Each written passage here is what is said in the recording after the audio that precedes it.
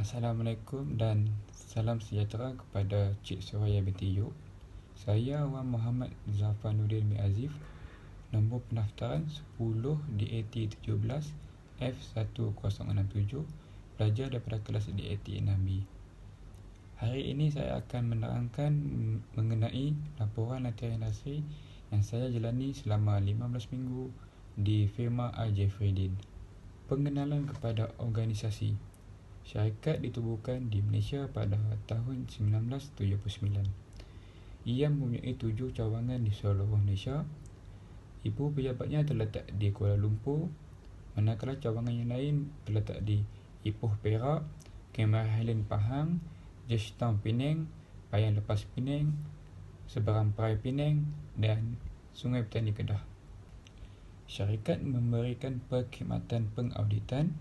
Nama pengurus di cawangan Perai ialah Encik Lam Wai Min.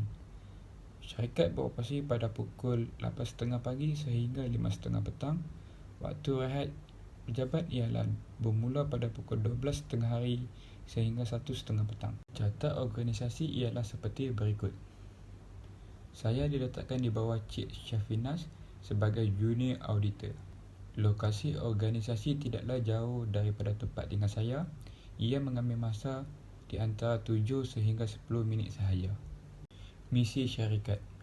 Kumpulan Jeffreydin kebanyakannya bercita-cita untuk menjadi profesional di Malaysia dalam bidang kewangan dan pelaburan. Menawarkan kemampuan terbaik di dunia dalam mencipta dan menyediakan perkhidmatan canggih bagi memenuhi permintaan korporat di dunia. Visi syarikat. Untuk memupuk inisiatif dan kreativiti dengan membenarkan kebebasan kepada individu untuk mencapai objektif yang jelas. Ringkasan kepada aktiviti mingguan. Antara kerja yang saya lakukan di firma ialah melakukan first cover letter,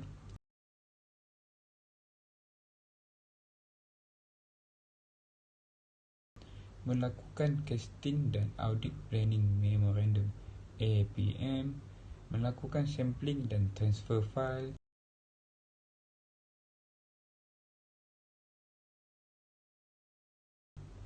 keluar pejabat untuk melakukan stock take, melakukan statutory audit,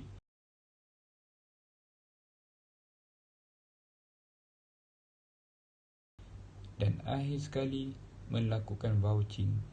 Laporan teknikal. 1. Pengauditan. Fungsi utama pengauditan adalah sebagai sumber maklumat tentang aktiviti organisasi. Seterusnya, juru audit memainkan peranan penting untuk meningkatkan keyakinan kepada pengguna penyata kewangan terhadap kebolehpercayaan maklumat yang diberikan. 2. Laporan audit dikeluarkan oleh juru audit setelah selesai proses pengauditan.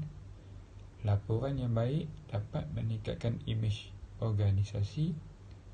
Juru audit akan menyatakan sama ada penyata kewangan itu disediakan mengikut kehendak akta atau tidak.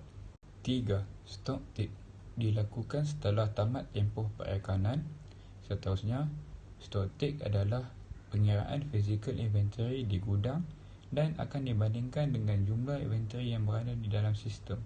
Antara dokumen yang perlu dibawa semasa melakukan stock take ialah sales cut off, purchase cut off, receipt cut off, inventory certificate, cash certificate, audit program, capital allowance dan bank check sheet.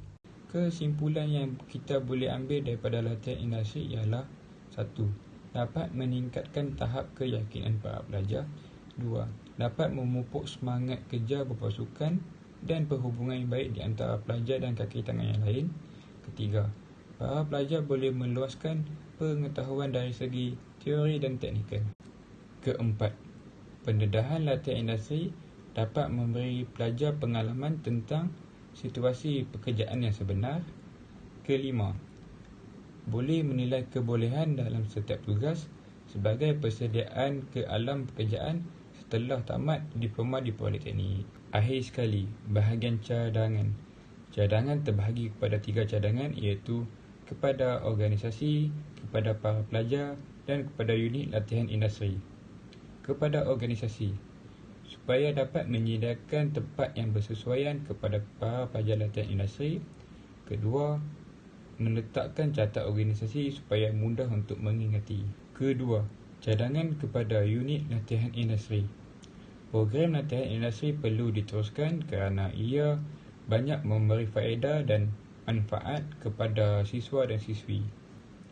Akhir sekali, cadangan kepada pelajar. Pelajar perlulah menerima setiap teguran yang diberikan kerana ia merupakan proses pembelajaran. Kedua, pelajar perlulah menjaga tingkah laku supaya imej politeknik tidak tercemar. Dari Kedah ke Pekansari, beli suasa di Kota Tinggi. Selesai sudah tugas diberi, di lain masa berjumpa lagi. Terima kasih dan Assalamualaikum.